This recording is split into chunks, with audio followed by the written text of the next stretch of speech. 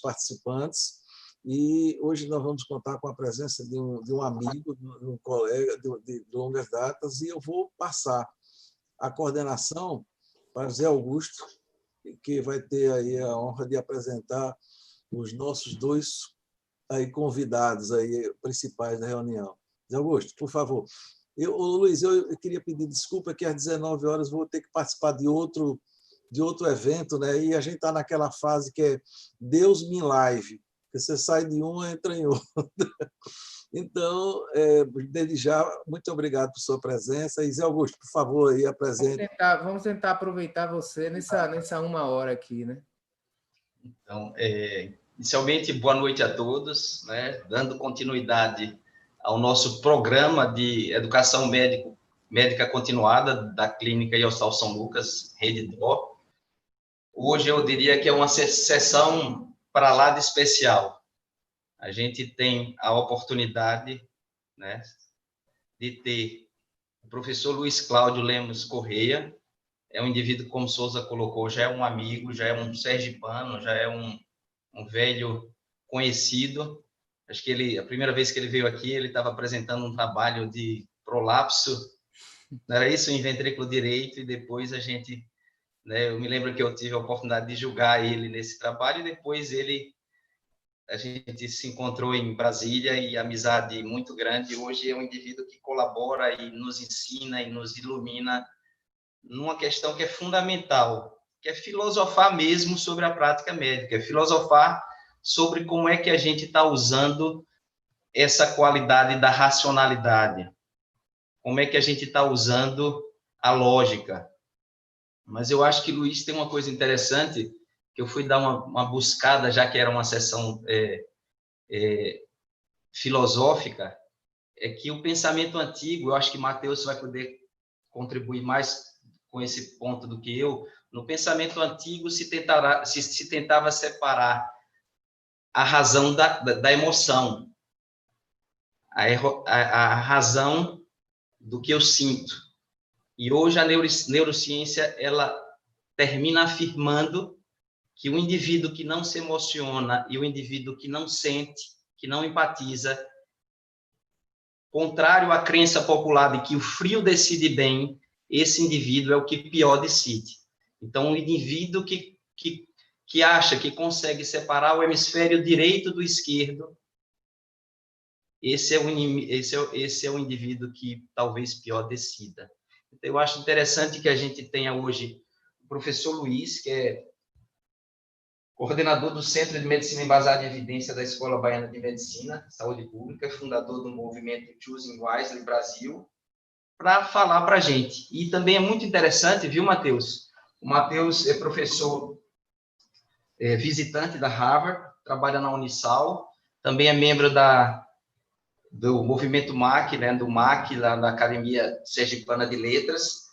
Eu sou Matheus Batalha. É muito importante que ele esteja aqui, não só porque ele é nosso amigo da cardiologia, ele, desde o início da pandemia, que ele se disponibilizou a estar nas nossas reuniões para fazer a facilitação logística, não é, Souza? Eu acho que Matheus merece aí o título de pelo menos R1 em cardiologia, porque ele tem assistido todas as nossas reuniões. Mas hoje é muito importante que ele esteja aqui também para fazer um contraponto. A gente está vivendo no período de maior comoção coletiva que a gente já vivenciou na nossa história. Ao mesmo tempo que a gente precisa tomar as melhores decisões coletivas da história. E a gente precisa fazer esse equilíbrio entre tomar decisão, terceiro ponto, na incerteza e estando emocionalmente comprometidos. Esse é o pano de fundo da nossa...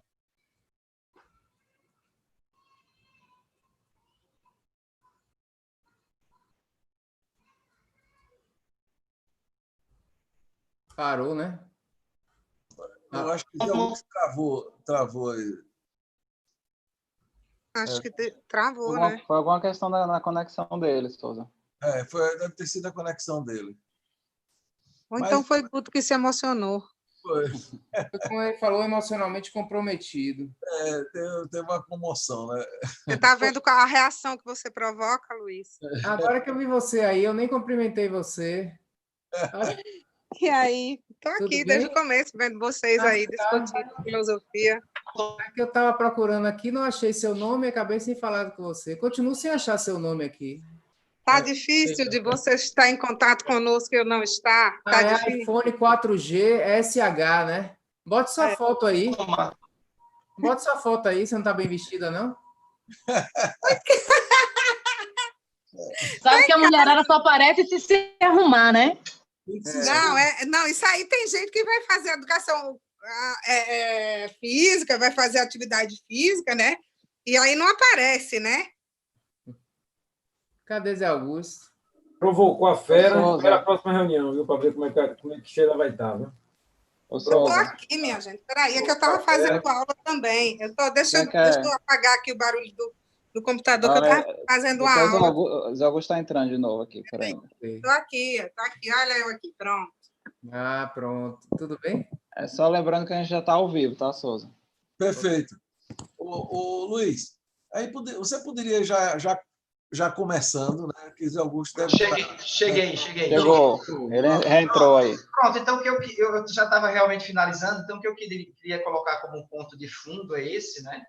Então, como a gente tomar essas melhores decisões, usando a razão, a ciência, a lógica e comprometido emocionalmente, sem perder o nosso lado técnico, humano e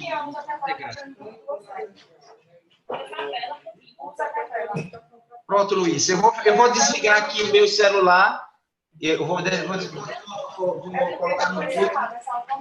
Você conversa, né? Você podia ter ligar o microfone. Eu acho que tem pessoa.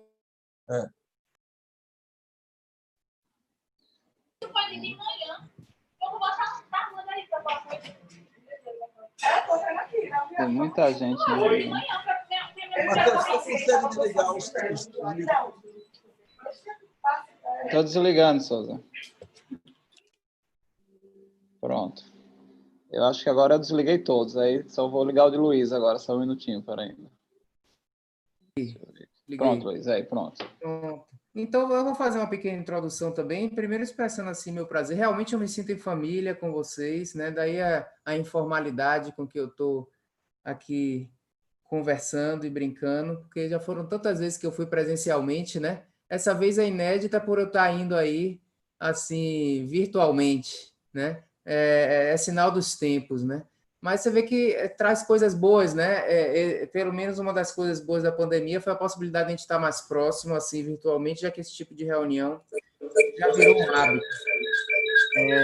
Zé Augusto falou aí, a primeira vez que a gente se encontrou em Aracaju foi num congresso Norte-Nordeste, e essa data deve ter sido 1998, né? Então, para ver como a gente está ficando assim, velho. A gente se conhece desde 1998, também Souza, e depois a gente morou um ano mais ou menos juntos em Brasília, onde a amizade se reforçou, e assim, eu me considero amigos realmente de muitos dos que estão aí aqui nessa reunião, e outros até que não estão, né?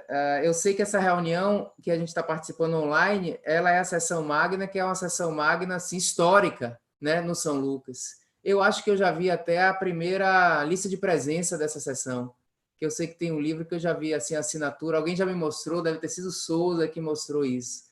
Então, participar dessa sessão da terça-feira, para mim, é um grande privilégio. É privilégio também porque eu aprendo muito com vocês, a gente gosta mais de conversar juntos e filosofar juntos a respeito de medicina e da vida, né? Que não tem grande distinção nisso aí. Eu acho que a introdução do Zé Augusto foi bem interessante a respeito de razão e emoção, e quando ele fala em hemisfério direito e esquerdo, a tendência mais moderna da neurociência é não fazer essa separação de hemisfério direito, emoção, hemisfério esquerdo, razão. Na realidade, a visão mais moderna é que o hemisfério direito é a visão do todo e o hemisfério esquerdo é a visão das partes. E, de fato, em medicina, a gente consegue fazer um raciocínio muitas vezes mais completo quando a gente tem a visão do todo. Um exemplo de não ter a visão do todo é a gente olhar o resultado de um exame, positivo ou negativo, e achar que o paciente é doente ou saudável, respectivamente, sem considerar a probabilidade pré-teste, tá? Então, isso é a visão das partes, seria o hemisfério esquerdo, enquanto a visão do todo traria pelo menos não está fazendo sentido esse teste ser positivo nesse paciente que o quadro clínico não é sugestivo. Para nos levar ao início desse pensamento, na verdade, é o hemisfério direito que leva a gente a isso, que ele tem uma visão mais do todo do que das partes. A gente vê também muito, por exemplo, em Covid, as pessoas falando de fatores de risco e pensando de uma maneira, com o hemisfério direito, de uma maneira univariada em termos de fatores de risco, né? Se a pessoa é obesa, ela está numa faixa de risco. Na verdade, na visão do todo, e aí entra um pouco o hemisfério direito, existem obesos que não têm comorbidades e que são jovens e que talvez tenham menos risco do que outros não obesos. Então, a visão do todo também é o pensamento multivariado, do ponto de vista não só prognóstico, como também diagnóstico. Então, eu acho que o hemisfério direito é muito importante em medicina. A visão do todo também engloba não só a evidência científica, que aí estaria a palavra mais ou menos da razão, mas particularidades clínicas do paciente e principalmente valores e preferências do paciente. Portanto, entra de novo a visão do todo, que é como deve ser feita a medicina contemporânea, norteada por ciência, no entanto, individualizada do ponto de vista tanto clínico como do ponto de vista pessoal do paciente. Então, veja que eu acho que um médico sem o hemisfério direito seria um péssimo médico, né? Ele estaria tomando decisões caricaturais, na verdade. E, na verdade, a gente muitas vezes vê isso acontecer, né? Então, eu acho que a gente pode entrar e conversar também sobre emoção e considerar esse processo de emoção da pandemia como essencial, inclusive, do ponto de vista positivo. Eu acho que a gente tem que considerar a emoção nos nossos processos de decisão, porque é um momento muito emocional, mas, ao mesmo tempo, também evitar o lado negativo da emoção, que é trazer irracionalidade, né? Eu quero ler todos os trabalhos científicos que saíram hoje ou que alguém me mandou por WhatsApp, porque eu não posso perder nenhum, né? E essa pandemia de informação, acompanhada da pandemia de leitura, do ponto de vista científico, não é bom. A gente deveria estar lendo muito menos e pensando muito mais, né? Então, eu quase me irrito quando alguém me manda um trabalho, eu já fico impaciente, porque eu não quero ler mais trabalhos, eu quero ler um por dia ou 3 por semana e pensar mais nesses trabalhos que eu estou lendo, né? Até mesmo porque demora de aparecer algum trabalho que de fato mude essa realidade. E vai demorar mais. Do ponto de vista de tratamento, pode esperar, não vai ter resposta de hoje para amanhã, né? Então, na verdade, a ciência, o slow science, ele é mais eficiente do que o fast science. Na verdade, o que a gente está precisando hoje é de eficiência científica para mostrar os rumos. E se a gente tenta fazer o fast science, a gente vai estar sendo menos eficiente. Eficiente, eu estou me referindo também ao tempo gasto. Então, menos eficiente, eu estou gastando muito tempo fazendo ciência inútil, publicando coisas inúteis, pessoas pensando em coisas inúteis, e o caminho do pensamento vai num sentido inadequado e que não vai levar à solução. Então, mais do que nunca, a gente precisa de uma ciência eficiente, que é o slow science. E slow não significa levar 5 anos para chegar a uma resposta, mas fazendo a coisa de uma maneira mais racional à ciência, a gente possivelmente vai chegar a melhores respostas, não vai se deparar com péssimas e incorretas respostas que nos desviam do rumo, e a gente vai conseguir, eu acho, mais precocemente soluções para isso tudo aí. Então, acho que a gente pode discutir hoje aqui, tanto do ponto de vista de raciocínio clínico e como lidar com essa situação, como também da pandemia de informações inúteis que a gente está vivendo, que eu acho que prejudica também a gente em relação a isso aí. A minha introdução, eu vou deixar Zé Augusto aí tocar nos tópicos para que a gente vá conversando. Então, Luiz, muito bem, foi ótima essa introdução, acho que abre bem o leque da problemática, né? Você coloca bem o pano de fundo da nossa discussão. E eu queria um posicionamento seu, uma avaliação, uma opinião, né? Se a gente for fazer uma revisão histórica, até sobre coronavírus, eu tive essa curiosidade de fazer logo no início da pandemia, se a gente for ver alguns trabalhos epidemiológicos, já havia até uma certa previsão de que a gente pudesse ter uma nova epidemia ou uma pandemia mundial. Se a gente pegar alguns vídeos aí, tem um famoso do Bill Gates, há uns 4, 5 anos atrás, que ele fazia essa previsão. Mas aconteceu um fenômeno bastante interessante, que no início da pandemia, ou no início da epidemia, numa cidade, né, em Wuhan, na China, os primeiros médicos alertaram para uma doença nova. Esses médicos foram desacreditados, até provavelmente por uma questão política, eles foram perseguidos. A OMS foi avisada e, por questões as mais variadas possíveis, eles não anteciparam o grande problema que o globo, que a comunidade mundial ia se meter. A que se deve isso, né? Essa falha nesse diagnóstico, né? Por que esse input que chegou, né? O input da previsão prévia, o input da doença nova, o que é que, na sua cabeça, o que é que aconteceu? Então, eu acho que o atraso de percepção da realidade, em primeiro lugar, não se deveu a uma, digamos, possível falta de transparência da China, certo? Eu não sei o quanto não transparente foi a China, mas nós sabíamos, em janeiro, que a magnitude do evento era muito maior do que SARS, ou MERS, ou H1N1. Já dava para perceber com o que a China disponibilizou de informação. Então, eu não culpo a China por uma falta de reação adequada, né? Acho que alguns epidemiologistas falarem que poderia vir a ser um evento importante não é a mesma coisa de eles agirem como um evento importante, ok? Então, dizer que alguma coisa pode dar errado é fácil dizer. A gente sempre vai dizer, se alguém pergunta a gente, né? Digamos, tem uma cirurgia de baixo risco e o paciente te pergunta se tem um risco de evento adverso, você vai dizer, olha, pode ter. Então, dizer que pode acontecer, pode, mas quem disse não promoveu ou provocou uma ação suficiente, ou seja, no fundo, a pessoa não se comportou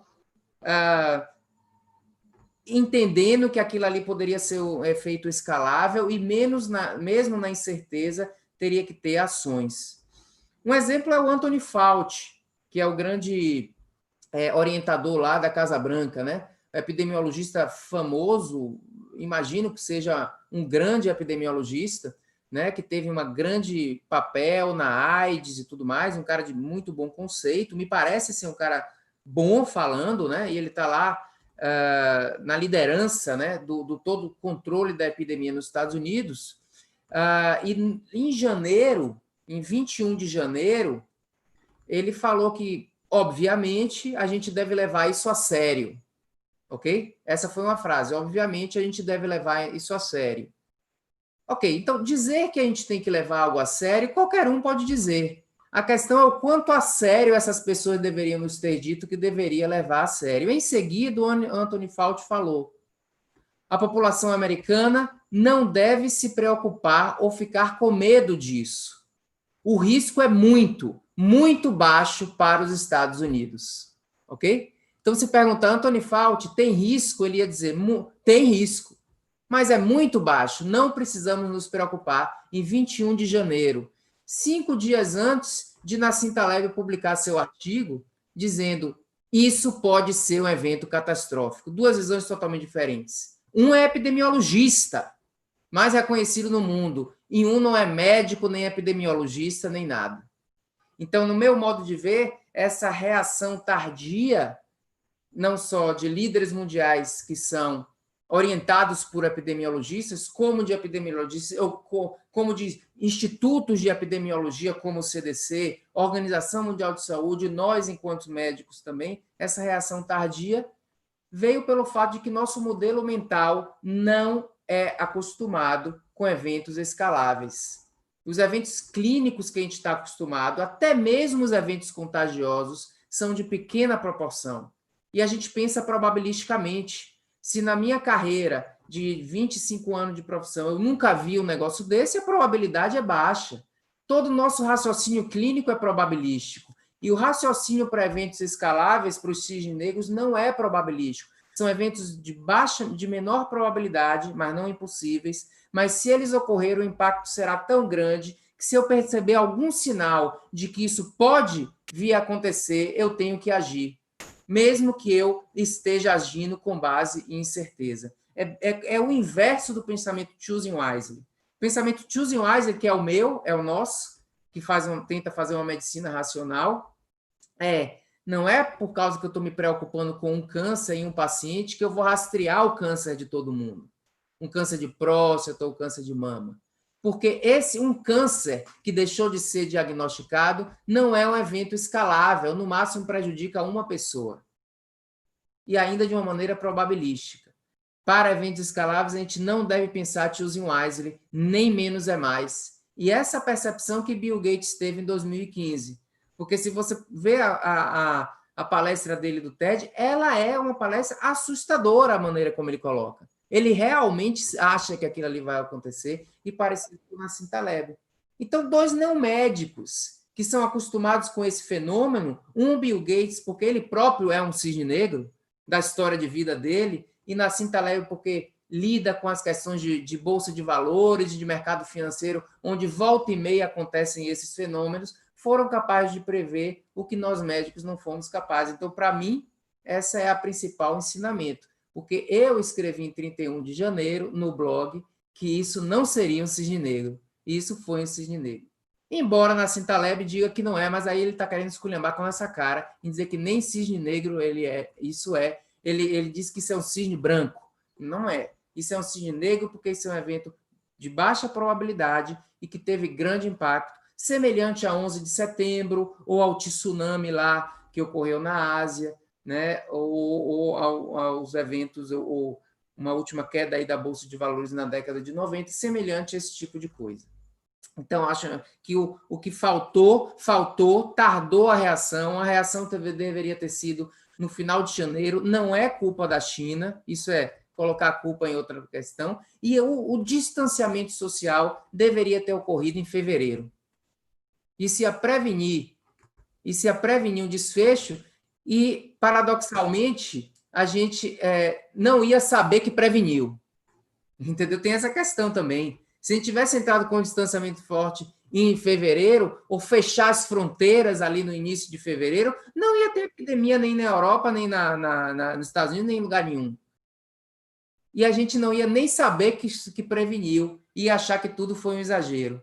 Mas a gente deve entender essas evidências silenciosas das coisas que a gente previne também. Então, é uma mudança de mindset importante e a gente agora, a partir de agora, a gente aprender a lidar. Eu estou diante de uma situação clínica, tradicional, que eu estou acostumado, ou eu estou diante de uma situação de um evento que tende a ser escalável?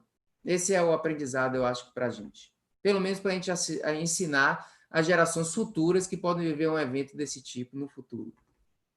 Ô, Luiz, um dado interessante é que, guardando as proporções, a gripe espanhola, né, de 1920, quer dizer, são 100 anos para trás, mas a gripe espanhola, quer dizer, que espanhola foi só o nome, aí talvez a Espanha entrou até de gaiato, porque parece que surgiu no Kentucky, na Primeira Guerra Mundial foi exportada para a Europa, ela teve proporções semelhantes. Eu acho que só não teve uma catástrofe que nós estamos passando, porque a coisa andava devagar naquela época. Nós não tínhamos aviões como nós temos hoje. Então, eu acho que, quer dizer, e o curioso é que não se atentou a isso, quer dizer, porque nós já vivemos. Se você botar cada 100 anos atrás, você tem uma epidemia, né? 1720 foi a peste, 1820 foi cólera, 1920 foi a gripe espanhola e agora nós estamos com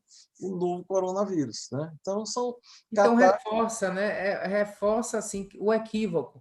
Ou seja, nós tínhamos dados para saber que iria acontecer uma próxima epidemia, assim como vai acontecer um próximo terremoto grave, né? Teve o do Haiti, vai acontecer outro. Então, tem uma colocação assim, na verdade, se você considerar esses eventos, eles são certos, embora eles sejam raros, é uma certeza que eles vão acontecer, em se considerando a história da humanidade. Entendeu? Algum novo genocídio, vamos dizer assim, é uma certeza que vai acontecer em se considerando a história da humanidade. Porque você tem um tempo muito longo para esses eventos aparecerem. Então, você tem a gripe espanhola, que foi mais devastadora do que essa, porque eu acho que 50 milhões de mortos ou alguma coisa assim, né? Porque ela era mais letal, muito mais letal do que coronavírus, né? E iria vir outra. Só que a gente não é acostumado com isso, né? A gente passa uma faculdade estudando e não vê nenhum evento desse. Ao longo da vida clínica também nunca viu. Então, o nosso mindset era para os eventos comuns, para o que a gente está acostumado a ver todo dia. Né? Então, mas você tem toda a razão. A gripe espanhola era a demonstração que isso viria a acontecer novamente. Então, se eu tivesse essa visão, na hora que eu vejo um novo vírus surgir, ou se esse vírus está... Eu já percebo que o comportamento dele é diferente dos outros coronavírus, que foram notícia também, mas já era muito diferente, porque o SARS foi 8.000 pessoas contaminadas no mundo. Imagine, já dava para ver que era uma coisa muito diferente. Né? Em uma única cidade você ter uma quantidade tão grande. Né? Então, se a gente tivesse esse mindset, a gente já... aqui a gente tem que fazer alguma coisa, né? Mas tardou para a Organização Mundial de Saúde. Na verdade, a gente só acordou quando viu a realidade da Itália. Enquanto estava ali na Ásia, era aquele negócio que só acontece na Ásia. Né? Mas aí ainda a Itália ficou aquela conversa, e o Ioannidis mesmo falava, não, Itália tem muito idoso, tem pouco hospital, e não sei o que lá, Lombardia, a gente ainda ficou interpretando a Itália com dúvida.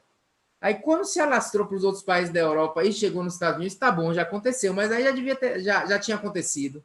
Então, a reação foi tardia.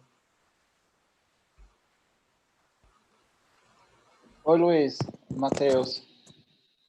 Diga, Matheus. Posso propor uma pergunta aqui? Pode, claro. Rapidamente, para movimentar o debate. Bom, gente, boa noite. Primeiramente, meu nome é Matheus Batalha, eu queria agradecer o convite, né, de estar aqui. Eu estou aqui com vocês todas as terças-feiras, e desse lado da emoção é muito interessante, né, porque eu não sou médico, mas eu tenho ouvido aí as palestras, e tem uma em particular que eu lembro que eu ouvi, que foi, acho que a doutora Ellen, que eu passei umas 2 noites sem dormir, viu, Souza? Com o caso clínico que foi apresentado, o quanto o sofrimento do paciente. Tá? Então, eu acho que é de suma importância. Uma das coisas que eu tá fazendo esse trabalho, essa contribuição, só para deixar claro, né, o que o Zé Augusto falou no começo, é porque eu acredito piamente que a gente tem que dar nossa contribuição para a sociedade. Eu acho que quem estuda tem que encontrar os mecanismos no momento de crise e fazer as coisas acontecerem para que outras pessoas possam, né, elencar conhecimento e fazer com que o processo ande, né? E a gente vê que isso coletivamente no Brasil historicamente não é tão fácil. A gente encontra muitos obstáculos para a gente agir coletivamente, né? Tanto é que a gente está tendo nessa pandemia também muita dificuldade para questões básicas dela, como você mesmo colocou, que é o isolamento social, né? Que é uma situação que exige do coletivo, né, um posicionamento, mas ao mesmo tempo que exige do coletivo, a gente tem aquela ansiedade, enquanto sociedade, de rever o outro, de estar perto do outro, de consumir, etc. E olhando para o lado da psicologia, aquilo que você falou me interessou bastante, porque a gente em psicologia estuda muito um processo chamado que é o processo de decisão, né? Como a gente toma a decisão e o quanto essa parte emocional ela influencia no processo de decisão. E a gente sabe que isso tem assim, embora tenha lados do cérebro, mas a gente sabe que a parte emocional ela é um vetor muito forte do processo de tomada de decisão. Então eu queria ouvir você um pouquinho sobre esse anseio da população, que eu acho que é um anseio coletivo nosso, né, de sair desse isolamento social, e o quanto você está vendo que se isso é uma decisão emocional, de fundo emocional, ou se a gente pode antever alguma racionalidade para esse processo, para tornar esse processo não é o mais científico, né, mas o mais lógico possível, evitando aí um número maior de contaminados e mortos. Então, o isolamento social, quanto maior a percepção de risco da população, a percepção de risco, melhor o isolamento social. Tem um trabalho que descreve isso. Eles medem lá a percepção de risco e mostram isso. Então, eu acho que, em grande parte, essa resistência, né, ao isolamento social, pelo menos de parte da população brasileira, onde aparentemente o isolamento social não foi feito a contento, e por isso que nós não estamos tendo um desfecho semelhante ao americano ou à Europa, eu acho que vem de nossa baixa percepção de risco. Na verdade, a gente sempre acha que o que aconteceu com alguém que não vai acontecer com a gente, né? Eu vejo ali no Jornal Nacional aquelas mortes, mas a gente está acostumado a ver no Jornal Nacional mortes que não são as nossas. Normalmente, quando a gente vê mesmo uma contagem grande de mortes, a gente se distancia daquela realidade, né? Então, eu acho que há uma dificuldade natural de as pessoas não perceberem a necessidade de fazer, porque o distanciamento social, você está investindo no paradigma populacional e não individual, certo? Então, realmente, a percepção de risco é baixa, porque o risco individual de uma pessoa morrer é baixo, tá? Você tem aí 30 mil mortes, mas se você dividir essas 30 mil mortes pela população brasileira, você vai ver ali que uma probabilidade de uma pessoa individual morrer é muito baixa. Da maioria das pessoas que a gente conhece, não teve algum familiar que morreu, tá? Então, embora seja um evento impactante, muito importante do ponto de vista populacional, do ponto de vista individual, a gente é relativamente confortável ainda. E a parte do desconforto disso aí é a questão econômica ou a questão social de eu não poder fazer as coisas que eu fazia antes. Então, eu acho que é humano, é natural a gente não se seduzir muito pelo distanciamento social. O que é que faz que pessoas como a gente faça isso aí? Porque aí a gente consegue fazer prevalecer uma opinião racional em relação a isso. Mas é compreensível que outras pessoas de menores níveis educacionais não consigam, né? Eles não têm a capacidade cognitiva de suplantar essa que é uma percepção real, que é uma percepção de baixo risco individual, tá? Então, o que é que precisaria para a maioria da população que talvez não tenha essa capacidade cultural, essa noção educacional nossa para poder suplantar essa percepção de risco baixa? Precisaria nós sermos muito efetivos do ponto de vista pedagógico, tá? A gente precisaria ter sido mais pedagógico com a população. E o que é que aconteceu numa hora que a gente precisava ser muito pedagógico? Debate, polarização, controvérsia. Você não consegue ser pedagógico numa controvérsia, certo? Eu posso depois até entrar porque eu acho que isso não é controverso, tá? Mas houve uma controvérsia, ainda hoje existe. Então, a população precisava ser ensinada a importância racional disso aí, porque não é pela emoção que a gente ia se distanciar, a gente não sente esse risco individualmente, ela não foi ensinada no Brasil, porque o que tem até os dias de hoje, inclusive dentro da classe médica, é controvérsia. Tem gente que acha que a prioridade era a questão econômica e não a diminuição de mortes, né? Então, eu acho que a gente pode até entrar nesse debate se é ou se não é efetivo o distanciamento social. Mas eu acho que o que aconteceu, e a sua pergunta foi muito feliz, foi isso aí. É normal que a gente não se sinta ameaçado por essas notícias da televisão, porque a gente é acostumado a ter aquelas notícias e não acontece geralmente com a gente. E, de fato, a probabilidade de acontecer com a gente é pequena individualmente. Então, precisaria muita pedagogia que não houve nesse país. Se quiser quer falar. Luiz, posso falar? Oi, posso falar? Roque. Então, deixa eu só fazer essa pergunta. Viu, Roque? Peraí, só para eu pegar um pouco do fio da meada, que a gente estava até um pouco no roteiro. Aí vai para o Luiz e o Matheus, é o seguinte. Em 2016, a Universidade de Oxford elegeu a palavra pós-verdade como uma palavra do ano. O que é pós-verdade? É quando fatos objetivos têm menos influência em moldar a opinião pública do que apelos à emoção e crenças pessoais. Eu queria só colocar nesse ingrediente, por isso que eu pedi para falar, eu já tinha levantado a mão, eu queria continuar, porque é o mesmo tema.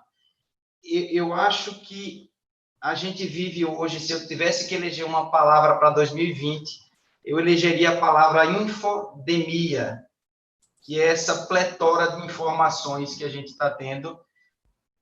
E eu acho que a gente está na tempestade perfeita. Eu tenho uma sociedade que vive polarizada por questões políticas, que está altamente sujeita ao viés de confirmação, e eu tenho uma pletora de informações.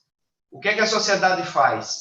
A sociedade aí busca a informação que melhor se adequa às suas crenças e aos seus valores, e esquece, e a gente perde temporariamente a racionalidade. Eu acho que a nossa razão está completamente embotada, ela está anestesiada por esse vírus, ela piorou tremendamente na pandemia, e a gente, por tomar uma posição político-partidária, estou sendo bem claro, e eu acho que é essa a polarização, eu esqueço os fatos e eu aproveito essa literatura suja, disponível para todo mundo, para que a literatura se encaixe na minha crença. E eu aí cego para os fatos que ocorrem, que estão na ciência que falha, que é falível, mas que a gente confia mais. Você tocou no isolamento social. Então, é por isso que eu queria só colocar, e eu acho que vale depois o Matheus fazer um contraponto dessa questão psicológica.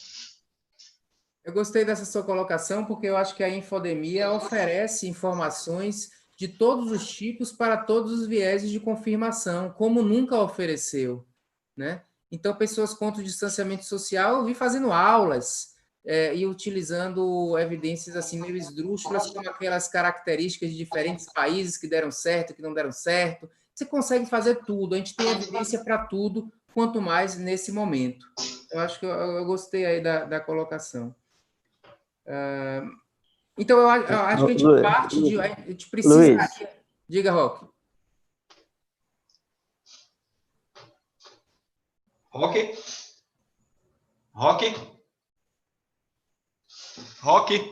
Tá ouvindo? Tá. Agora tá. Pronto. Então, se a gente olhar retrospectivamente, eu acho que a gente aprendeu muito, né? E a informação foi importantíssima, apesar dessa desinformação, mas se a gente começar pela espanhola, né, Souza, há 100 anos, que matou 100 milhões de pessoas pelas estimativas atuais, se a gente começar recentemente, 69, 1962, 69, a gripe de Hong Kong, que matou 1 milhão de pessoas, e agora a gente está em 400 mil pessoas. Mas, e relativamente em relação à população da época, mas no começo do século, acho que eram 2 bilhões de pessoas, ou menos, depois, na década de 70, talvez 4 bilhões, e agora nós temos 8 bilhões de pessoas. Então, nós já estamos evoluindo muito em termos de respostas às pandemias. Então, nós estamos aprendendo e desaprendendo, mas aprendendo mais do que desaprendendo, e tanto é que, durante os tempos, com mais quantidade de gente, a gente tem menos gravidade, menos morte. Então, é um aprendizado que a gente não pode desprezar, que aconteceu, e a informação atual serviu para isso também, né? Os exageros ocorrem, mas a gente, relativamente, a gente está ganhando do vírus, certo? Apesar que podíamos ganhar muito mais. Mas se a gente contar pessoas por população, a gente está na dianteira disso tudo. Aí só corrigindo um pouco, o professor Fauci é imunologista, ele não é epidemiologista, né? Ele é um grande imunologista e foi um grande ator na época da HIV. Então, mas assim, eu acho que a gente está ganhando muito para esses vírus. E tanto é que os números estão aí, apesar de tudo, né? Eu concordo que tem muitas coisas positivas aí, né? Eu acho que também uma visão de que o mundo está... Muitas vezes a gente vê umas visões pessimistas como se o mundo estivesse piorando, elas não são tão acuradas, né? na realidade, em quase todos os marcadores, o mundo está melhorando, né? Marcadores de miséria, marcadores de doença, marcadores de qualidade de vida, né? E até mesmo marcadores científicos. Eu acho que se a gente falar de medicina, né, e há discussões em termos de integridade científica, elas não existiam no nível que existe, principalmente a partir da década de 90, que ficaram discussões mais prevalentes. Discussões em termos de análise crítica de trabalhos, né, não existia esse tipo de discussão. Então, acho que nos últimos 30 anos houve uma evolução cognitiva da mente médica em termos do paradigma científico. O que acontece é que, durante esse processo de evolução, que a gente ainda não estava, eu diria assim, bem evoluído, certo? A gente meio que foi pego de surpresa por uma situação que, teoricamente, exigiu mais racionalidade científica para conseguir não cair em armadilhas. Foi como se fosse uma caricatura do mundo, né? Então, uma quantidade maior de armadilhas se apresentou quando a gente ainda estava no processo evolutivo. Então, expôs muito as nossas fragilidades em relação a saber lidar com veracidade de evidência, em relação a saber lidar com trabalhos científicos que têm uma certa inutilidade, mas, de uma certa forma, causam muito impacto. Então, expôs algo que não é novidade, né? A nossa fragilidade de saber lidar com ciência não é uma novidade, não surgiu com essa epidemia, simplesmente ficou mais exposto, né? Mas se isso tivesse acontecido, digamos assim, há 30 anos atrás, eu acho que seria pior ainda, porque a gente está evoluindo, né? Mas se tornou caricatural. Quando se fala assim da hidroxicloroquina, né, como algo assim altamente questionável, se você olhar um pouquinho atrás ali, existiu a fosfoetanolamina, né? E se você olhar nos tempos aí mais recentes, quantos tratamentos em cardiologia são, na verdade, hidroxicloroquinas? É por isso que eu acho injusto falar mal da hidroxicloroquina, se tem tantas angioplastias coronárias inapropriadas em pacientes assintomáticos de lesões estáveis, causando bem mais mal do que a hidroxicloroquina.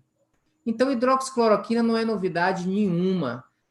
Não surgiu a irracionalidade científica agora. Pelo contrário, ela vinha melhorando, ela ficou apenas mais exposta. A gente precisava estar mais preparado para essa situação, e a gente não estava tão bem preparado assim.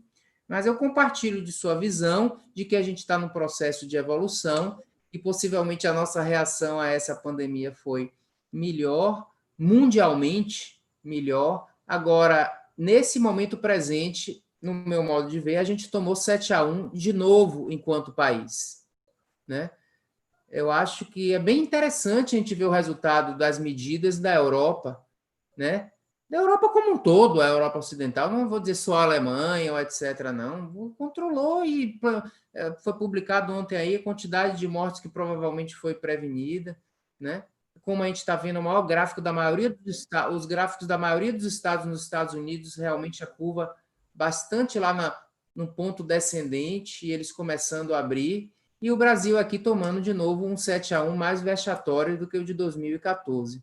Então, aí eu acho que o Brasil, além de a gente ter essa questão da irracionalidade científica, que é inerente, eu acho, aí do ser humano, de não pensar cientificamente, existiu essa tendência, parece que o Brasil é o país das controvérsias, tudo tem que se tornar controverso, até mesmo as coisas de plausibilidade extrema, né? Como se a gente, essa questão de distanciamento social, é como se a gente gerasse uma controvérsia de que matar mosquito previne dengue. É plausibilidade extrema. Se o mecanismo da transmissão da dengue é um mosquito e você efetivamente elimina os mosquitos, vai transmitir menos dengue.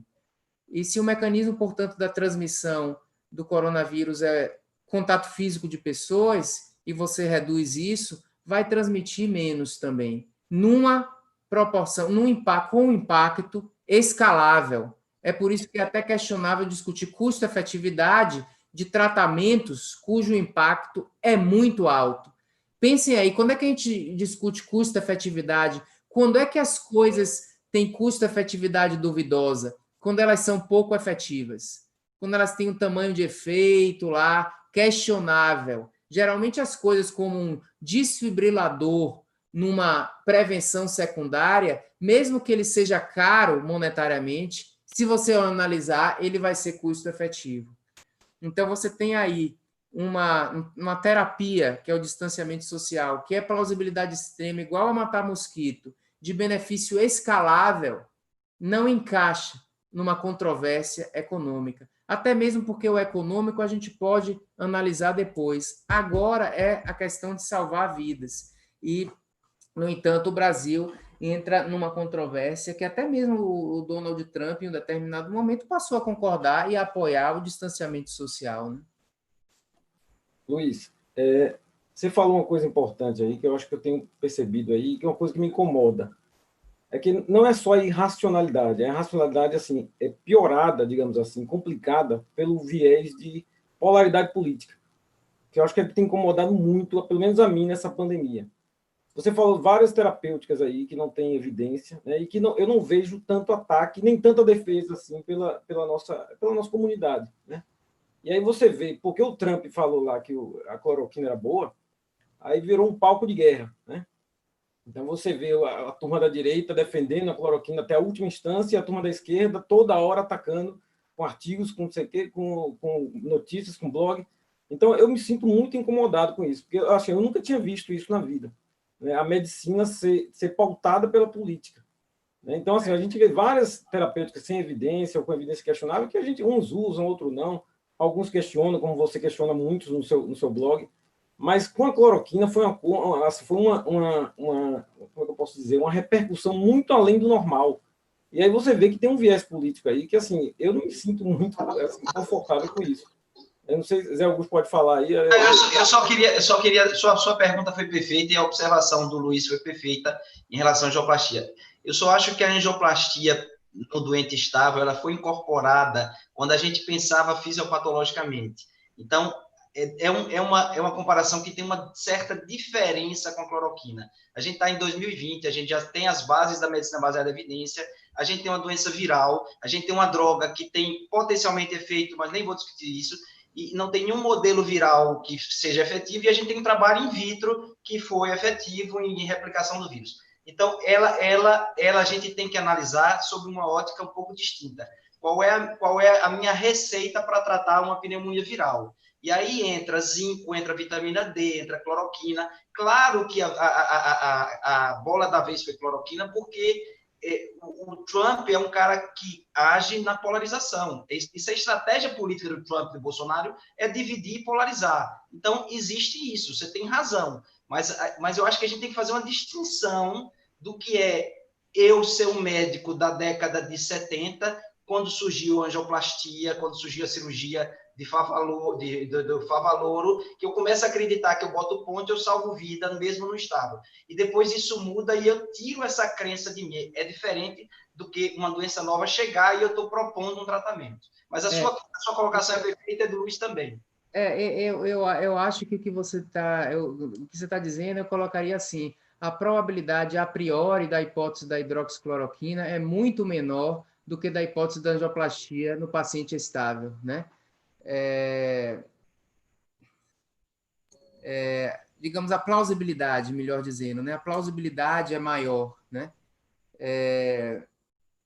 Então, eu acho que, sim, o a priori, a hidroxicloroquina é alguma coisa que, no meu modo de ver, não merecia ser testado. Não merecia ser testado, porque a probabilidade dessa hipótese ser verdadeira é tão baixa que o valor preditivo positivo de um trabalho positivo, mesmo que ele fosse razoável, seria baixo. Então, é fútil testar hipóteses de probabilidade pré-teste muito baixa, desprezível. Porque se o estudo é negativo, você já sabia, e se o estudo é positivo, ele não consegue te mudar de ideia. É como fazer um teste ergométrico num paciente assintomático. O teste ergométrico positivo não vai fazer com que você passe a achar que ele tem doença coronariana. O valor preditivo positivo é muito baixo, né? Então, não tem por que testar hidroxicloroquina, realmente. Então, eu acho que existia Não o estudo isquímia, eu acho que eu comparo o estudo isquímia a qualquer estudo que seja feito com hidroxicloroquina, porque a gente já sabia dos resultados, né? Os estudos anteriores de boa qualidade, como Courage, etc., já tinham baixado muito a probabilidade pré-teste daquela hipótese. Então, o estudo isquímia entra como um estudo aí da OMS que está testando hidroxicloroquina naquele momento. Probabilidade pré-teste muito baixa. Mas no início dos testes da hipótese da angioplastia, ela tinha uma probabilidade maior do que a da hidroxicloroquina. Mas eu acho que é o mesmo fenômeno. Novamente, esse teste, essa defesa... Eu só queria falar uma coisa. É o seguinte, mas essa questão da hidroxicloroquina, ela ficou tão complexa, e eu concordo plenamente com o Luiz Flávio, com o Galvão, a questão da polarização, e ela foi de tal importância que nossos órgãos regulatórios, inclusive o nosso órgão regulatório, acercou-se disso. Então, é bom, né, que a gente, nesse momento, nessa reunião, a gente esteja com a nossa vice-presidente do Conselho, que a gente esteja com o nosso representante do Conselho Federal, para que nós possamos entender por que a gente foi arrolado no meio desse furacão. Porque nós estamos num momento em que a evidência está chula, as entidades internacionais estão contraditórias e nós estamos fragilizados diante dos nossos órgãos. Porque o que nós temos hoje é uma comunidade médica sendo pressionada por paciente para prescrever remédio, onde quem está na ponta do furacão é o médico, é o profissional de saúde que está exposto, que está estressado, que está se contaminando, que está vendo as pessoas morrerem. E nós tivemos posicionamentos que nós não esperávamos. Então, essa polarização ela vai muito além da questão política. Vai muito além de você bater a cabeça e defender um candidato ou um órgão de qualquer coisa. Nós estamos falando de um processo onde está tendo uma intervenção na decisão médica. Eu postei esses dias um vídeo dentro do grupo do São Lucas D'Or, onde havia um posto de saúde em que as pessoas passavam num drive-thru, faziam um teste rápido e já recebiam o kit básico de hidroxicloroquina e azitromicina. E isso aconteceu no governo em um dos estados do Brasil. Então, há de se ver que tem alguma coisa muito confusa acontecendo. Não é só o aspecto esse conflito de interesse. Você tem que talvez Matheus possa... Eu queria, Matheus, exatamente. Exatamente, queria, Matheus, falar sobre polarização na ótica da psicologia. Pois bem, Matheus, vamos lá. Matheus, Oi, Souza. Só um momento. Eu, infelizmente, vou precisar sair. Queria agradecer demais a presença de Luiz, de Matheus. Estou vendo aqui o nosso representante do CFM, o Ricardo Scanian. Foi muito bom tê-lo aqui na nossa reunião. O confrade Lúcio Flávio, uma série de outras pessoas. Roque, nosso colega lá do Departamento de Medicina. Então, foi muito bom tê-los aqui. E, infelizmente, Luiz, eu vou ter que sair, que eu tenho uma reunião que eu vou ter que participar agora. Matheus. Souza, valeu. Prazer aí. Abraço, Souza. Boa reunião. Eu só queria complementar, José Augusto, que você falou sobre pós-verdade, que eu acho que é um elemento fundamental aí, tá? Quando eu me apresentei, eu esqueci de colocar que eu escrevo também semanalmente, né? E eu acho que nós estamos, né, eu acho que é muito fruto desse momento, que a gente está numa sociedade muito viciada em opinião, né, e pouco concentrada em elementos factuais, né, do que é verdade e do que não é verdade.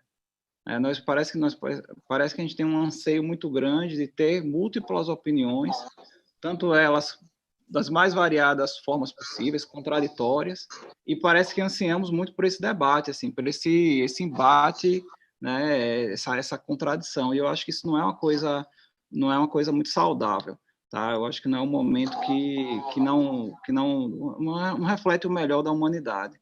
E eu acho que isso é muito esteira, assim, o meu pensamento, tá, doutor Zé Augusto, muito esteira de que a gente não conseguiu resolver aí fundamentalmente uma questão de identidade, né? Você veja que a gente está vem aí em algumas décadas sofrendo com esse questionamento sobre quem nós somos, né, em termos de identidade. Nós passamos aí nos últimos anos, alguém falou do Trump, mas o Trump é um exemplo perfeito do nacionalismo americano, né, naquela questão da identidade. Nós somos, né, esse perfil americano versus o mundo, tá? E isso, né, evidentemente, vai se proliferando em torno de vários outros debates. É inevitável. E eu falei que eu escrevo, né, eu tenho uma coluna semanal no Jornal da Cidade, eu tenho o maior cuidado do mundo de tratar as coisas, mesmo sendo minha opinião, mais do ponto de vista da busca pela verdade, né? Não esquecer essa bússola, da busca da verdade e de ser justo, né, no que a gente está colocando em termos de opinião. Não polarizar, porque eu acho que ninguém ganha, principalmente num momento de crise como esse. Eu acho que o nosso palestrante foi muito feliz quando ele falou quando a gente atrasou, né, as decisões, né, quanto a gente atrasou pela polarização, né, o quanto essa polarização ela interfere no processo de decisão, torna a gente uma sociedade mais frágil. Né? A gente, em vez de conseguir resolver questões que são mais teoricamente mais humanas, simploriamente resolver, a gente passa um tempo enorme debatendo possíveis soluções, não olhando o lado racional, mas sim do lado irracional, não chegando a lugar nenhum, vamos resumir a coisa. Tá? Então, eu acho que isso é muito perigoso do ponto de vista social. E a minha pergunta, viu, Luiz, deixando aqui para continuar o debate, é meio que se a gente continuar por esse caminho, né? O que é que a gente pode, onde é que a gente vai chegar, né? Porque é muito difícil, né, você manter um debate, um nível de racionalidade com tanta polarização.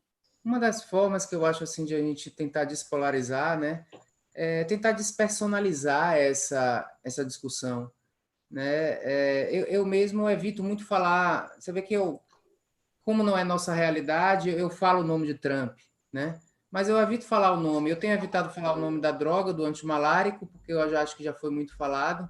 Então, você personaliza demais de uma discussão que era mais científica e mais ampla, assim como desse presidente aí, nosso, assim, porque mesmo que ele não existisse, o Brasil já tinha mania de polarização. E eu concordo assim com Sheila que essa polarização em relação à hidroxicloroquina não se deve apenas a esse líder, né? Na verdade, nós temos essa tendência de polarização.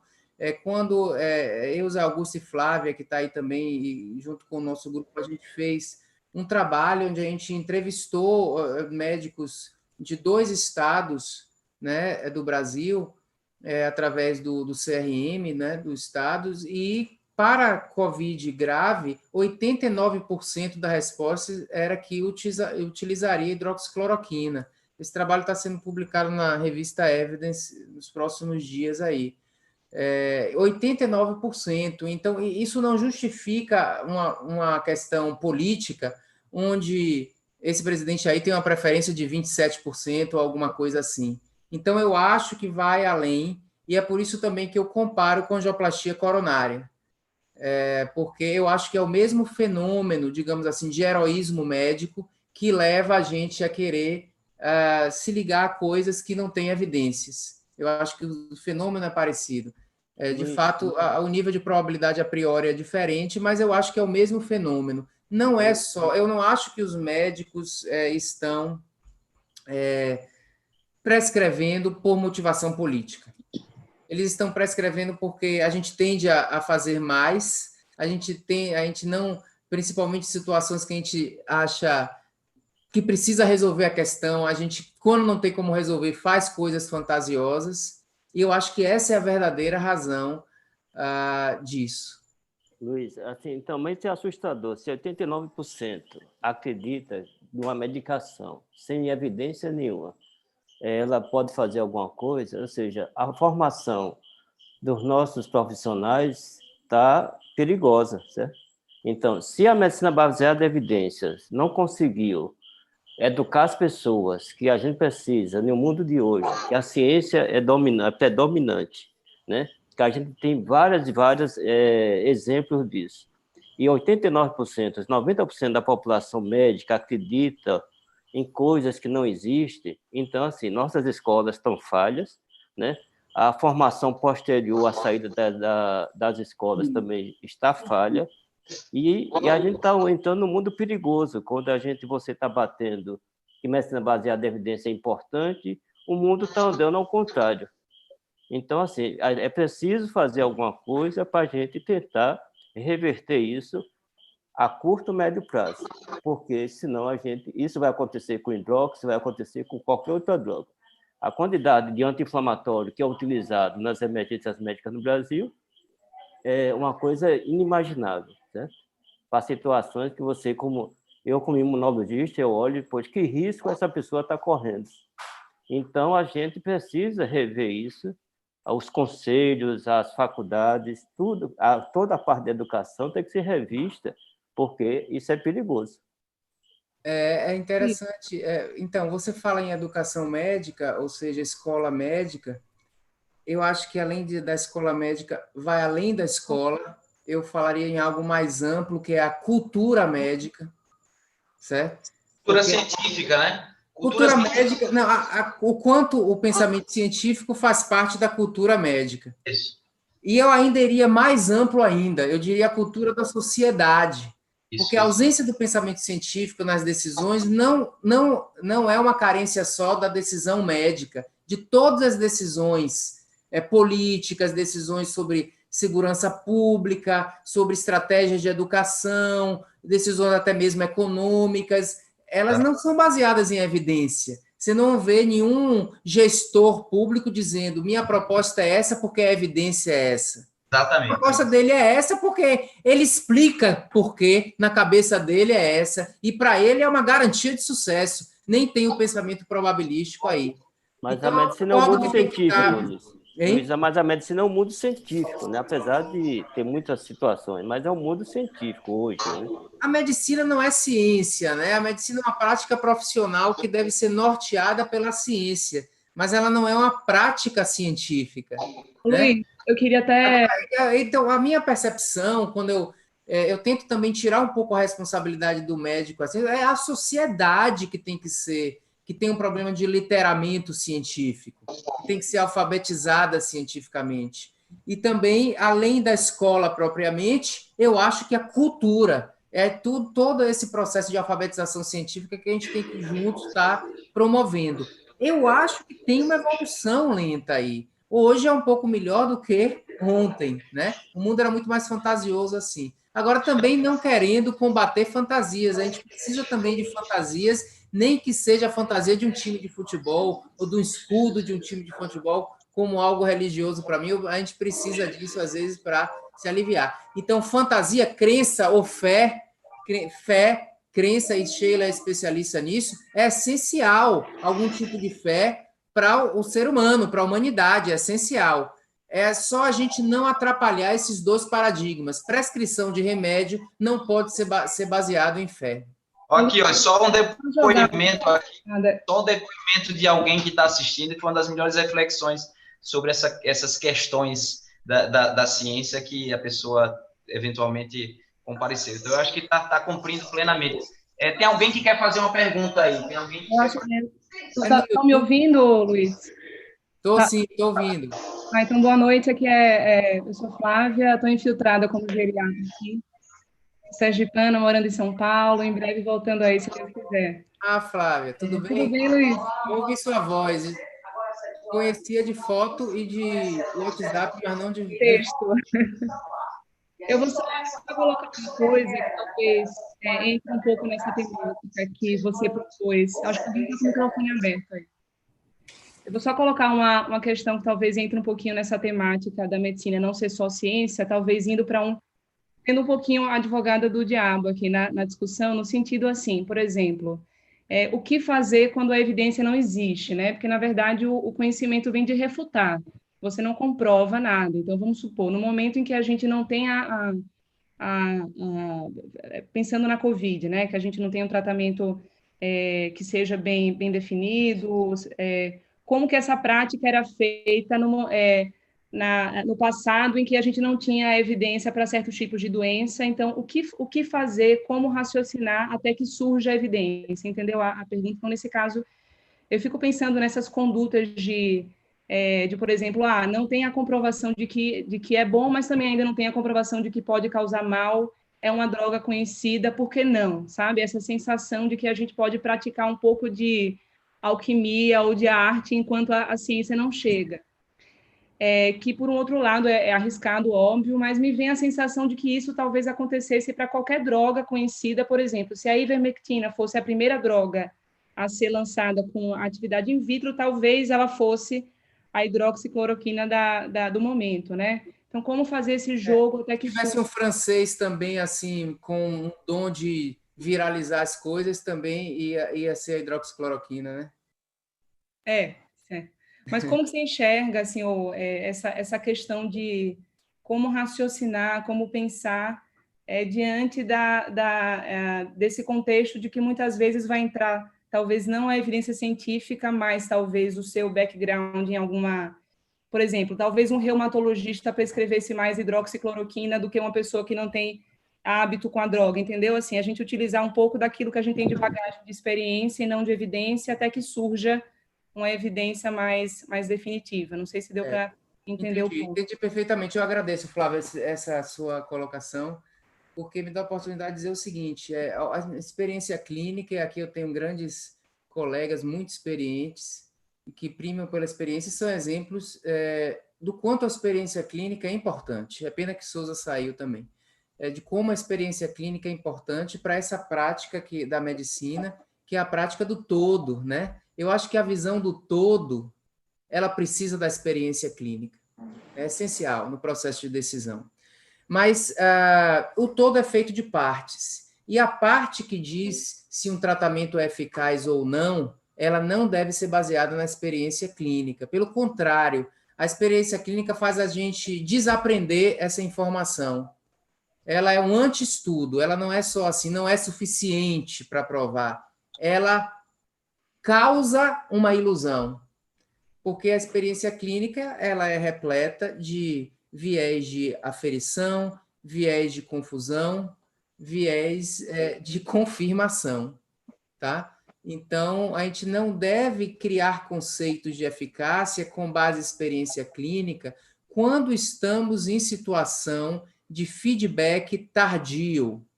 Feedback imediato pode usar a experiência clínica, que eu exemplifico. Eu vou fazer um propofol, eu vejo que o paciente dorme. É um feedback imediato. É ótima a experiência clínica ou a experiência profissional para nos ensinar. Coisas de feedback tardio, do tipo, eu vou fazer uma droga nova aí, eu vou fazer o entreiço para o paciente de insuficiência cardíaca melhorar, não é feedback imediato, como o propofol, portanto, a sua experiência clínica vai fazer você desaprender do que aprender. Então, eu quero reforçar a importância da experiência clínica na visão do todo, mas não deve ser usada para criar conceitos de eficácia, né? A não ser que o feedback seja imediato, né? Isso aí a mente humana aprende. Isso tem vários estudos em diferentes profissões. Porque o esportista aprende jogando, porque o feedback é imediato. Na hora que ele chuta a bola torta, ele vê que a bola vai para fora do gol, então, na segunda vez, ele chuta a bola de uma maneira correta, ou assim você aprende a jogar xadrez, você fez uma bobagem, você tomou um checkmate. Então, em jogo, você aprende de uma maneira com a experiência. Mas, como muitas coisas em medicina é o feedback tardio, é impossível a gente perceber isso. Se a gente estiver achando que na minha experiência clínica isso funciona, pode saber que você está se iludindo. Você está se iludindo. É interessante, Luiz, a experiência clínica com um caso, né?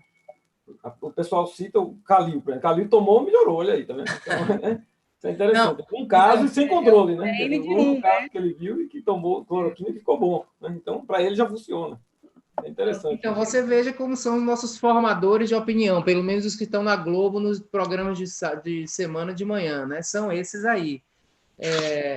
Mas, assim, então, ainda tem isso, a experiência clínica, a questão do espaço amostral. As pessoas tiram conclusões baseadas numa amostra de 2, né? As pessoas tiram conclusão, né? Então, é caricatural, né? Fora todos esses viés, eu me esqueci de... Você me lembrou agora de que realmente a experiência clínica é feita de poucos casos, a experiência pessoal, né? Então, imagine aí esse entresso que o NNT é 20. Você precisa tratar 20 pessoas na sua experiência clínica para um se beneficiar e não tratar outras 20 para ninguém se beneficiar. Como é que você vai ter esses 40 pacientes na sua planilha de Excel, na sua cabeça, para detectar essa diferença?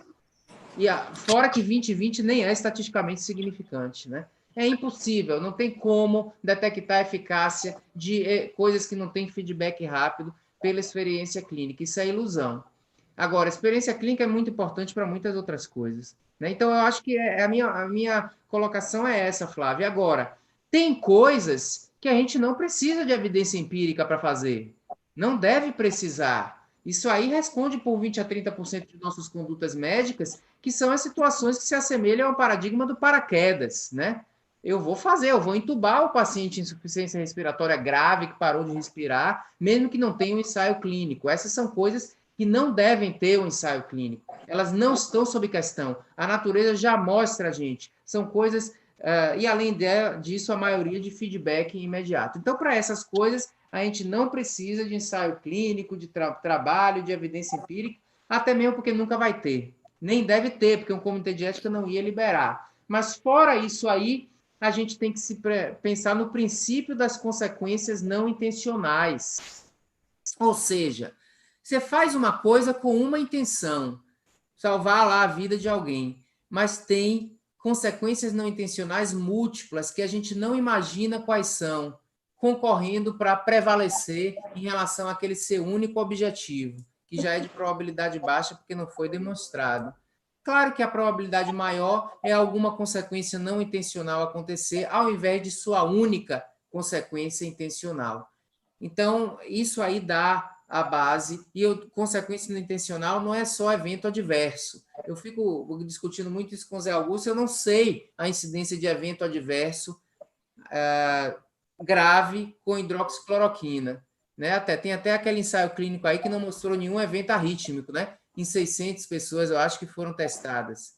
Né? Então, talvez seja baixo. Então, consequência não intencional vai muito além de evento adverso. São consequências de diversas ordens, psicológicas, sociais, evento adverso, desconforto, uma série de coisas que a gente nem imagina que pode acontecer. Por isso que a gente tem que ter alguma probabilidade maior de a coisa acontecer, baseada em evidências. Né? Luiz, só para fechar, desculpa, o cenário que eu estava querendo pensar nesse sentido é o cenário de a gente ter, vamos supor que não existisse a polarização, nem a influência política nesse contexto, né? E a gente, na nossa prática, a gente tem uma doença nova, potencialmente grave, em que a única evidência que a gente possui, no momento, é in vitro, de uma droga que a gente já conhece, que não é uma droga nova, né? Então, como raciocinar numa situação como essa e se porventura isso... A primeira coisa que eu coloco é não tem evidência sobre essa droga. Com certeza. Porque a evidência in vitro, ela traz plausibilidade, mas não probabilidade.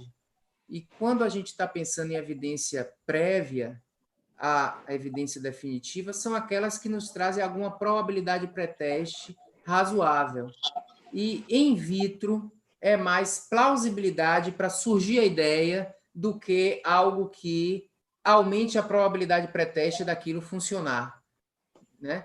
Então, é a diferença. O in vitro traz plausibilidade, mas não probabilidade. Então, não tem evidências que nos falem ou que aumentem a probabilidade pré-teste dessa droga, da hidroxicloroquina. Então, primeira colocação, eu acho que é essa. Então, é ausência de evidência mesmo, ausência de evidência clínica, né? Que mesmo evidência preliminar não tem. Aliás, o que tinha aí que publicaram não era evidência, era anti-evidência. Se você lê o trabalho francês, aquilo não pode ser chamado de evidência. Aliás, as pessoas têm chamado aquilo de evidência, dizendo que tem um estudo. Aquilo não é um estudo, aquilo é um anti-estudo. Ele tem todos os vieses que está escrito no livro do que pode ter de viés. Então, ele inverte uma verdade. Ele não serve como estudo para filtrar em relação aos vieses. Né? Então, também não é uma evidência aquilo, não pode ser considerado uma evidência. Então, é uma ausência total de evidência.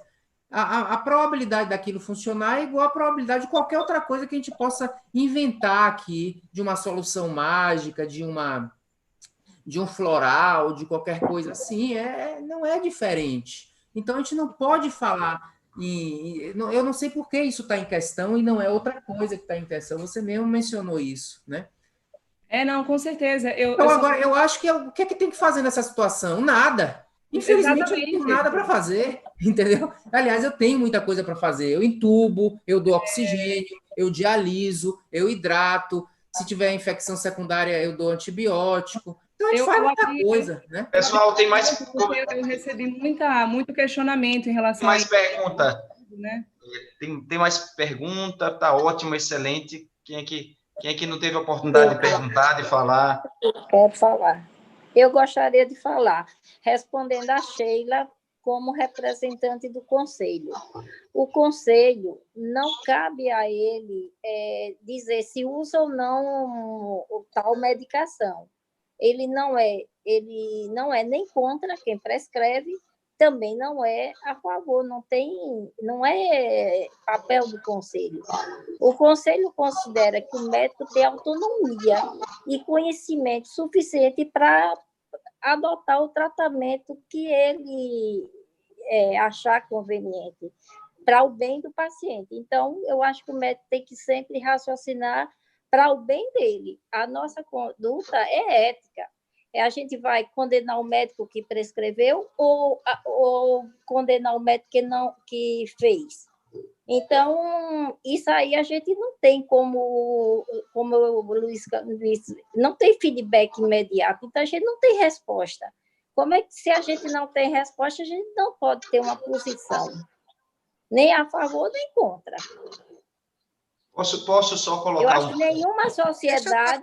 nenhuma sociedade tem. A cardio ficou meio envolvida pela questão da arritmia, mas a imuno, a infecto, todos estão envolvidos, né? A terapia intensiva, inclusive tem uma câmara técnica para isso, para discutir o que se pode, o que já tem de feito, o que tem de resultados. Eu tendo a concordar. Assim, eu não sei se cabe às sociedades, pelo contrário, eu acho que uma sociedade tem até que descriminalizar a prescrição. A prescrição de hidroxicloroquina não é crime, senão a de angioplastia era crime também, né, que causa até mais mal, ou certas, né? Eu acho que não é crime, inclusive o indivíduo está fazendo ali uma coisa com boa intenção, é porque ele acredita naquilo ali, na verdade, não é porque ele está querendo prejudicar o paciente. Né? Então, eu acho que e aí eu entendo até o Conselho Federal de Medicina, que não recomendou, mas ele disse que o médico tinha sua liberdade. Agora, a gente, com nossa liberdade, cabe a gente tentar ser racional. Mas eu realmente não sei se é a obrigação do Conselho Federal de Medicina, dos conselhos, de proibir os médicos de fazerem. Porque aí a gente atravessa uma linha tênue, que eu vou também querer que proíba, na minha opinião, eu também acho que deveria proibir, principalmente pago pelo SUS, Entresto. Ok? Então, eu quero agora que o CRM também diga que Entresto, porque, na minha visão, não tem base em evidência científica e acabou de ser aí, há meses atrás, a entrar no rol do SUS, para o SUS pagar.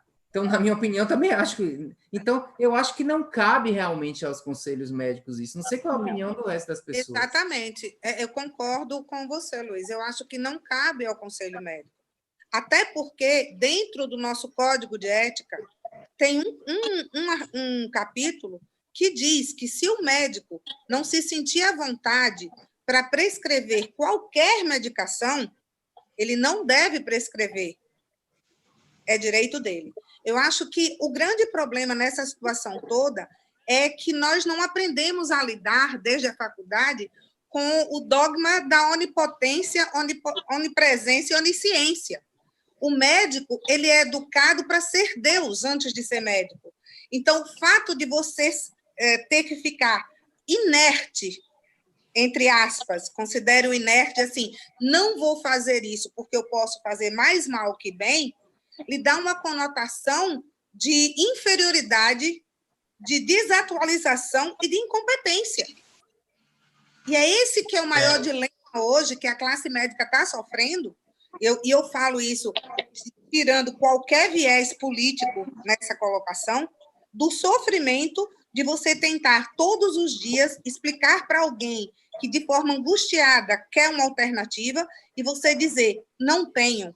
eu não tenho X, nem Y, nem Z, eu não tenho nada para lhe oferecer, para lhe tratar nesse momento, a não ser sintomáticos e isolamentos sociais.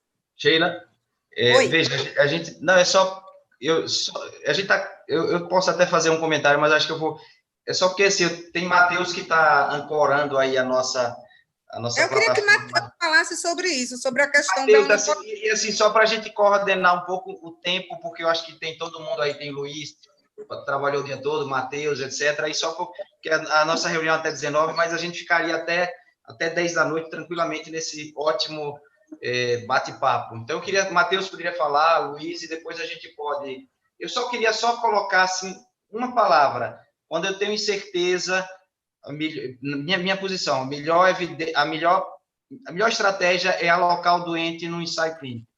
Se eu não tenho ensaio clínico, existe uma crença que funcione, eu tenho que ser honesto com o meu doente e tenho que colocar para ele que eu não sei, eu tenho que colocar que existe uma plausibilidade de benefício, mas que pode existir uma probabilidade de risco, de consequências não intencionais, como o Luiz colocou, e foi isso que a gente escreveu, né, Luiz? Que então a gente dá o princípio da autonomia, a autonomia do paciente, não é do médico, a autonomia do paciente. Ele foi informado de que ele está sendo submetido a uma terapia sem evidência, ele assina. Isso é o que se chama de um processo de decisão compartilhado. Isso é ético, bioético, está ancorado no princípio de autonomia do paciente do SUS, está ancorado no princípio de transparência do Instituto de Medicina Americano, e isso é que eu acho que é uma ciência moderna, a gente assumir que a gente não sabe, e a partir daí a gente só vai usar mais como uma expectativa, mas o doente tem que ser bem informado de todas as possibilidades positivas e eventualmente negativas. Mas vai lá, Matheus.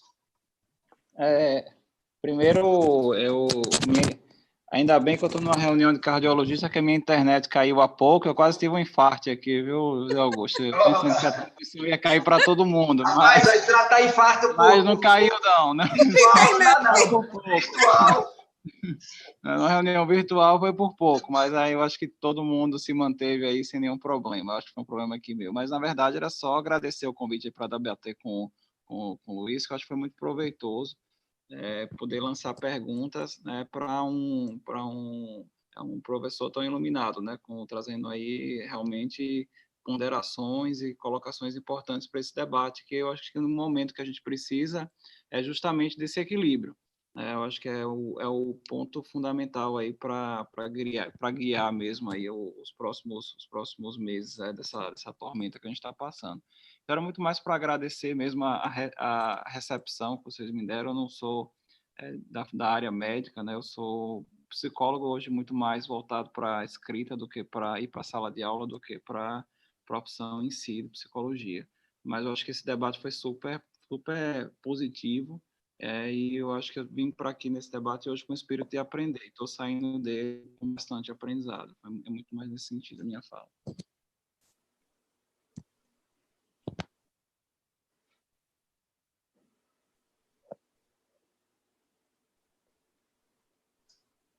Luiz, pode falar, Luiz. Sou eu? Considerações finais, o que você quiser falar. Se quiser ficar até 10 horas, a gente fica, tranquilo. Fica. A conversa está ótima mesmo. A gente pode ficar mais. Mas, assim, o Sheila comentou sobre a coisa da onipotência. Eu acho que é isso mesmo que a gente tem, né? É uma dificuldade de saber dos nossos limites. E isso media grande parte dos outros atos também de overuse que se faz, né? O uso excessivo dos recursos médicos é um fenômeno muito prevalente, né? E eu acho que ele é motivado por isso, por essa coisa que eu chamo da mentalidade do médico ativo. A gente sempre tem que fazer alguma coisa, quando às vezes não fazer e esperar a evolução do quadro clínico para que se tome uma decisão um pouco mais ali na frente, né? É melhor. A gente quer fazer um plano diagnóstico e um plano terapêutico no momento da admissão do paciente, né? O médico hoje tem que escrever no prontuário, no momento da admissão, um plano terapêutico ao longo do internamento todo, né? Eu tenho uma visão crítica em relação a isso. Que tal valorizar a dúvida e deixar o plano terapêutico para amanhã, né? Porque amanhã a gente tem uma visão tão melhor que hoje. E quando eu estou na dúvida, eu digo muitas vezes assim, vamos esperar amanhã ou depois, e parece que o quadro clínico se abre assim para a gente e mostra, né, a realidade. Né? A gente não gosta de trabalhar com a dúvida, de abraçar a dúvida. Eu acho que é uma arte, a arte de abraçar a dúvida como uma das principais ferramentas do raciocínio clínico. Eu estou em dúvida, não sei agora, vou saber talvez um caminho probabilístico daqui a pouco. Né? A gente não aceita isso, a gente quer fazer uma suspeita, diagnóstico, vou fazer tal exame, vai ser assim, vai ser assado, e aí existe o uso excessivo de muitas coisas em medicina. E é por isso que eu acho que, e é tão assim, isso é tão prevalente que a gente não reconhece que a gente faz muito para os pacientes graves de coronavírus, né? E a maioria sobrevive, né? Tem umas evidências aí iniciais que mostravam assim 80% de mortalidade dos pacientes que eram entubados, parece não ser verdade, né?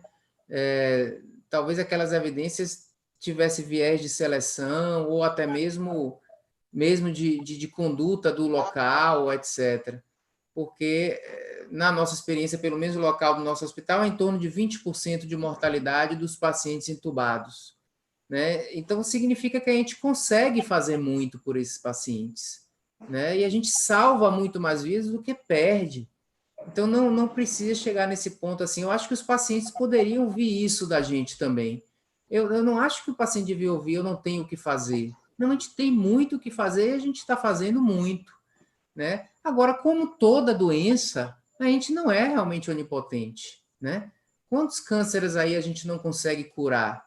Né? E também alguns casos de doença cardiovascular, né? Que chegam de uma maneira ou súbita, que a gente não consegue prevenir, ou de uma maneira assim, terminal, como insuficiência cardíaca, que a gente não consegue também curar. Então, é normal isso da classe médica e é interessante ver as pessoas, diante de uma pandemia dessa, não aceitando a nossa limitação e aí enveredando por essas fantasias que meio que até ridicularizam, né, a nossa profissão.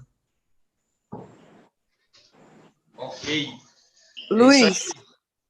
Ô, Luiz. Oi. Zé Augusto. Tudo bem?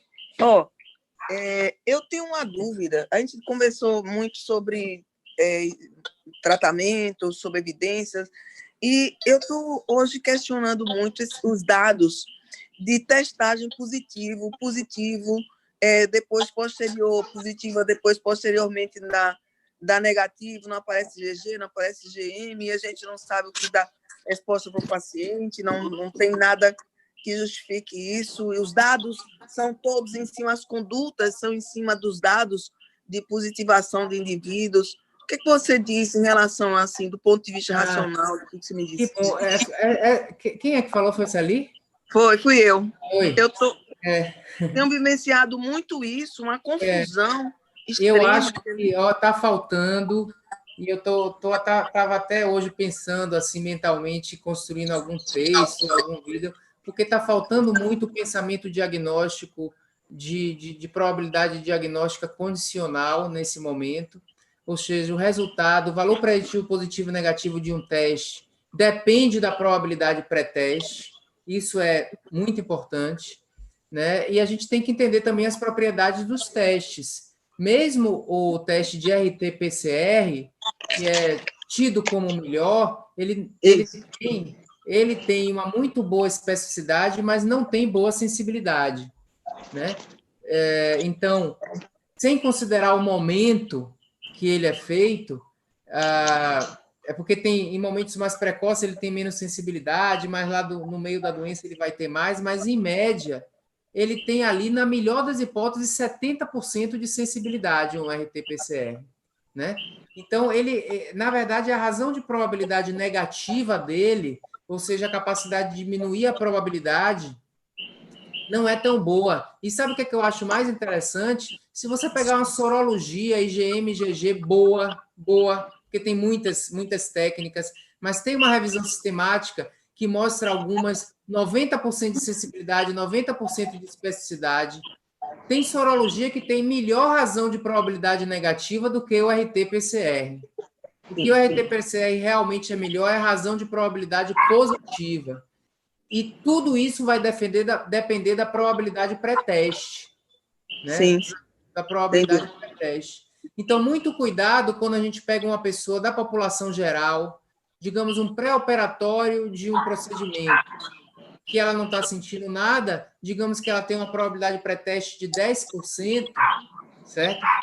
Um RT-PCR positivo eleva a probabilidade bastante, né? Mas se você pegar um paciente com quadro clínico, ou seja, uma probabilidade pré-teste muito alta, e você fizer o RT-PCR e der normal, o valor preditivo negativo não vai ser bom. Então, você não deve achar que o paciente não tem. Por isso que sugere que fique repetindo isso aí. Então, mas não é só com esses testes, é em medicina toda. A gente não deve confiar apenas no resultado do teste. É o resultado do teste, com suas propriedades de acurácia, alinhado à probabilidade pré-teste, levando a uma probabilidade pós-teste. Então, esse raciocínio tem que ser feito em todos os casos, entendeu? Então, é um raciocínio lá daquele nomograma de Feigan, fazer isso com cada paciente. A gente precisa procurar também modelos que ainda não têm modelos bons publicados de cálculo de probabilidade pré-teste do paciente com coronavírus, né, para estimar a probabilidade. Ou seja, está com febre, tem essa tomografia aqui, qual é a probabilidade pré-teste? E aí eu faço o teste. E, em seguida, então eu acho que é uma grande oportunidade da gente estar relembrando esses conceitos que faltam muito no raciocínio clínico, que é o conceito do raciocínio bayesiano no diagnóstico da doença. Certo. Obrigada. Mas tem mais? Meus amigos, me permitem, Ricardo está falando. Boa noite a todos. Eu vou tecer um comentário rápido sobre a cloroquina, né, a pedido da colega Sheila. Estou aqui no plantão e preciso sair. Então, apenas para esclarecer, esse tema está sendo discutido, muito debatido. Em março, no começo do mês de março, o CFM começou a receber muitas demandas dos médicos, especialmente do Rio e de São Paulo, acerca da solicitação de pacientes e familiares para que se fosse utilizado a cloroquina, a hidroxicloroquina nos pacientes mais graves.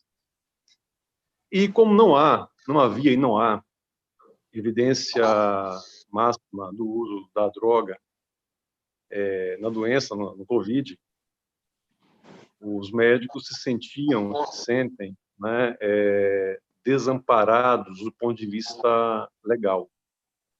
Foi nesse sentido, especialmente, que o CFM veio autorizar o uso da cloroquina. O que nos chegava, naquele momento, da Europa, especialmente da Itália, do norte da Itália, uma região muito, muito rica, eram notícias ruins, muito ruins, né?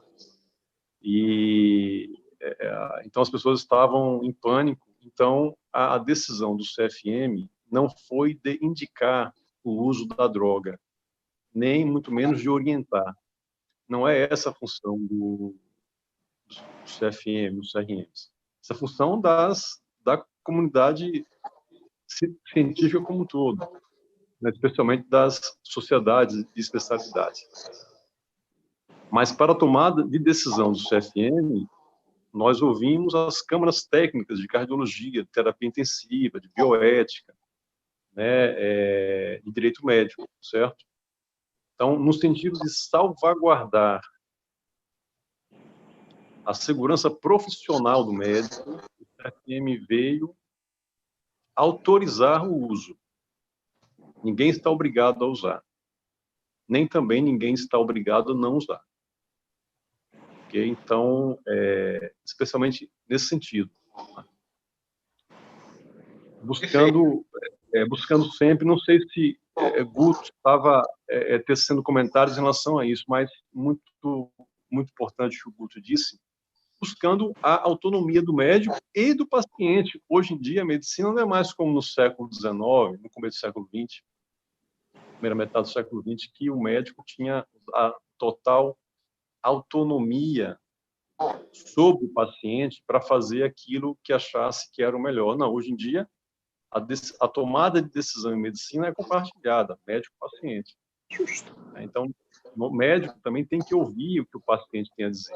Se houvesse um tratamento, um medicamento, um protocolo de nível de evidência consolidado na comunidade científica internacional, e que não fosse a cloroquina, que fosse outro medicamento, obviamente o CFM não tomaria essa decisão, mas não há.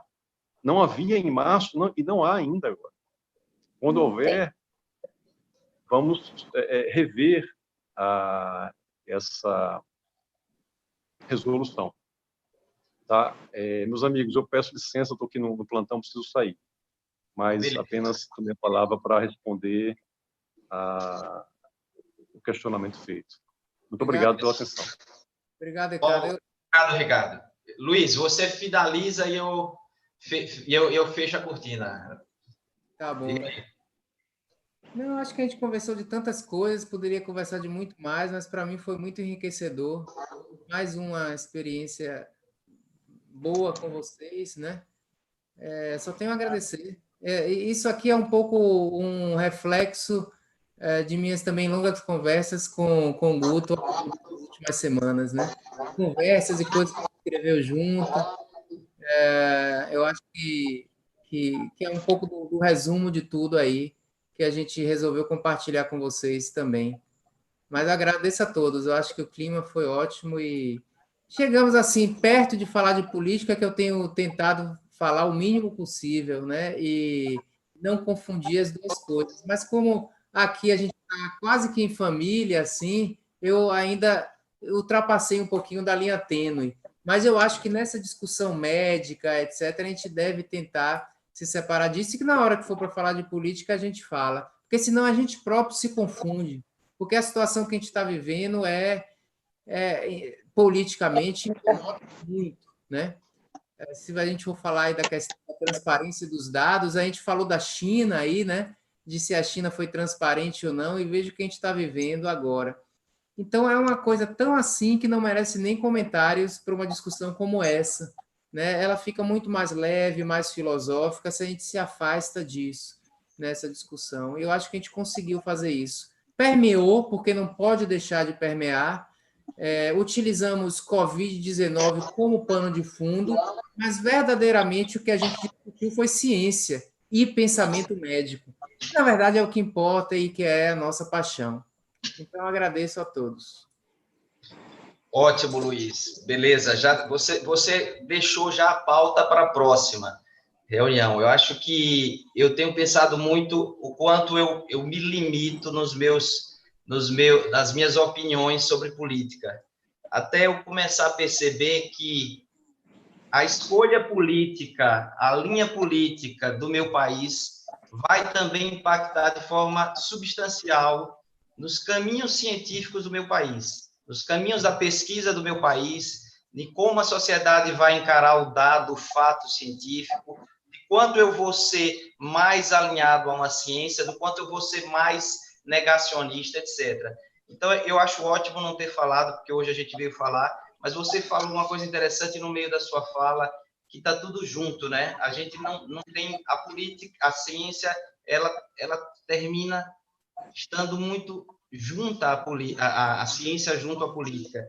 Então, eu vou deixar já como marcado para um futuro próximo, que eu acho que a gente comece também a discutir quais são os rumos do nosso país, também desse ponto desse prisma, né? Qual é o país que a gente quer, qual é a nossa sociedade de especialidade, qual é a nosso CFM, porque termina a gente sempre estando contaminado, enviesado, e a gente precisa fazer uma integração melhor e de certa forma, descascando esses vieses que cada um de nós temos e buscando uma unidade um pouco mais consensual, mais racional, mais lógica, mais humana. Eu quero dizer assim que eu aproveitei demais o debate foi excepcional. Eu acho que pela presença de todos até esse momento a gente atesta isso, e eu queria agradecer de coração você ter se disponibilizado o seu conhecimento, o seu tempo para compartilhar isso com a gente. E ao Matheus pela sempre presença desde que a pandemia se instalou, ele firme aí com a gente, possibilitando essas reuniões maravilhosas. Muito obrigado a todos que compareceram aí à sala virtual, à sala da casa de Luiz em Salvador e na casa do Matheus aqui em Aracaju. Muito obrigado a todos. Obrigado a todo mundo. Valeu, até a Parabéns próxima. a todos. Parabéns, Guto, Souza, Luiz, Matheus. Foi maravilhoso. Valeu.